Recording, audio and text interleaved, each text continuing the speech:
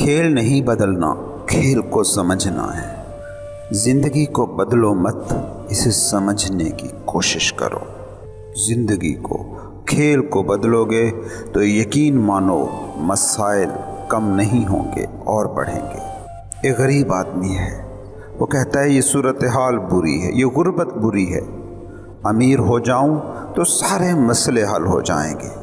کبھی سوچا کہ جو امیر بن گئے ہیں، دولت مند ہو گئے ہیں، کیا ان کے مسئلے حل ہو گئے ہیں؟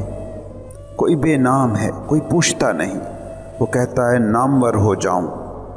تو سوچو، جو نامور ہو گئے کیا ان کے سارے مسئلے حل ہو گئے ہیں؟ کیا ان کی زندگی شانت ہے، پیسفل ہے؟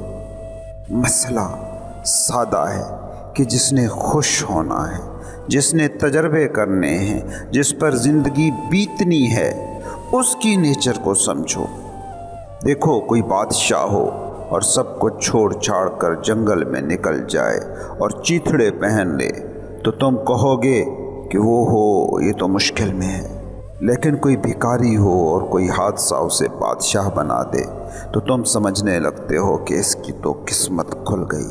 حالانکہ ایک حالت سے دوسری حالت میں جانے کی مشکل دونوں کے لیے ایک جیسی ہوگی، بلکہ بھکاری کو بادشاہ بن کر شاید زیادہ ہی مشکل کا سامنا کرنا پڑے گا۔ صوفی ایک ہی بات کہتا ہے کہ پھول ہو جاؤ، پھر چاہے باغ میں ہو، کوڑے پر ہو یا پھولوں کی دکان پر، تم کیا کرو گے سوائے خوشبو پھیلانے کے؟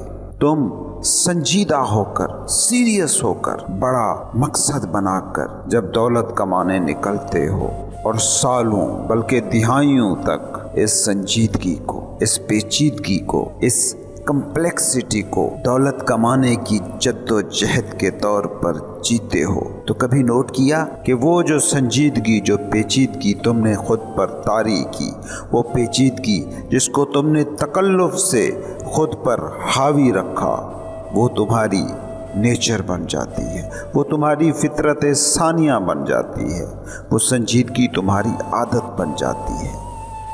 تم دولت کمانا چاہتے تھے تاکہ تم اس کو انجوائے کر پاتے، لیکن دولت کمانے کی اس کوشش میں، اس منزل کے لیے کیے گئے سفر میں، تمہارے اندر موجود زندگی کو انجوائے کرنے والا پوائنٹ یا تو مٹ جاتا ہے یا اتنا دھندلا ہو جاتا ہے کہ اس سے زندگی انجوائے ہو ہی نہیں سکتی۔